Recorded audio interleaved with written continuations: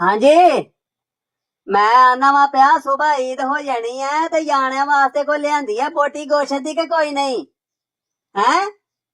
किन्ना लियांदा है? 4 किलो ते इहदे नालों रह नहीं देना ही फिर तुहां। 4 किलो दा की लियान पए हो? छेड़ पान दी कादी जरूरत है इत्थे? तेनू पता भी है कि महीना हो गया जाने ने रौला पाया दा कि इत्थे अहां 2-2 2.5 किलो गोश्त खाना है ते उस हिसाब नाल मंगवाना ही ना फिर तुहां। आहो वे पैसे नहीं हन घले दे। घट्टो घट्ट को 10-12 किलो ते लियांदे गोश्त। ईदे को 3 दिन ते बनदा। मेरा एवें ना दिमाग खराब करया करो। ईद दे दिहाड़े लड़ाई पवालनी है तुहां। दिमाग खराब हो जांदा तुहाडा। ਓਏ ਜਦੋਂ ਮੈਂ ਪੈਸੇ ਵੀ ਘੱਲੇ ਨੇ ਪਰਸੋਂ ਤੇ ਗੋਸ਼ਤ ਬਣਾਓ ਖੁੱਲਾ ਮੰਗਵਾਓ। ਬਣਾ ਲਾਂਗੇ ਖਾ ਲਾਂਗੇ। ਜੇ ਰੁੱਸੇ ਕੋਈ ਵੀ ਜਾਣਾ ਤੇ ਫਿਰ ਮੈਂ ਦੱਸਾਂਗਾ ਤੁਹਾਨੂੰ।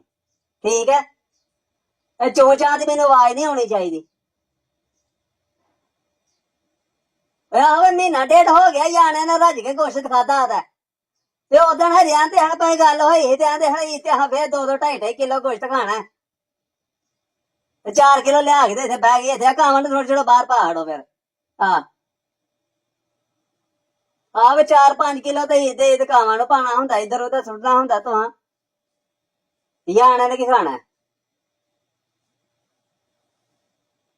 ਚਲ ਫੋਨ ਬੰਦ ਕਰਾਂ ਵੀ ਦਿਮਾਗ ਮੇਰਾ ਖਰਾਬ ਕਰਿਆ ਕਰੋ ਤੇ।